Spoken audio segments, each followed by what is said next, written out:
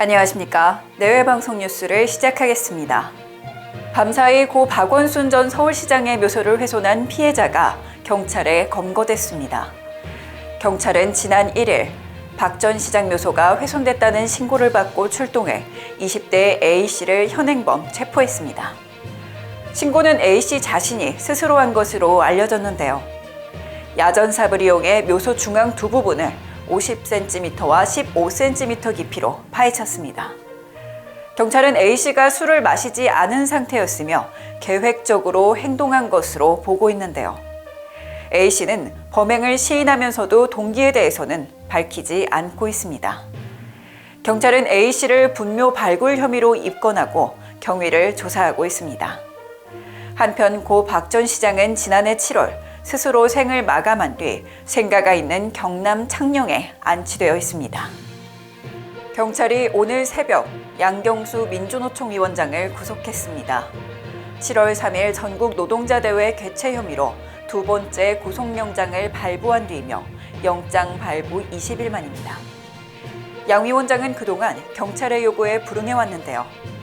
결국 이날 오전 5시경 경찰이 민주노총 사무실로 진입해 잠겨있는 문을 강제로 열고 신병을 확보한 것으로 알려졌습니다.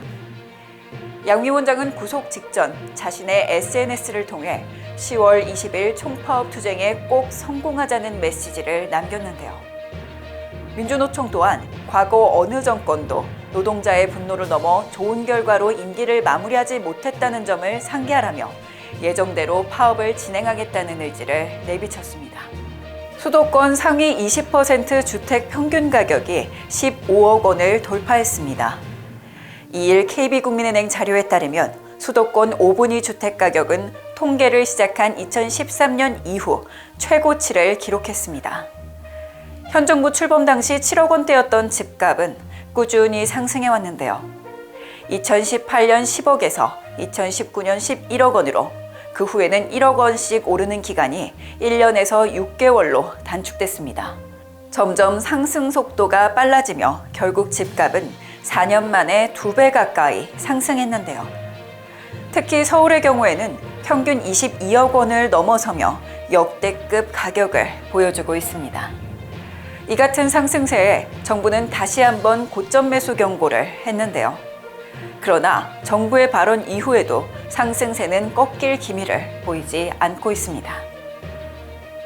과정이 공정하면 결과는 정의로울 것입니다.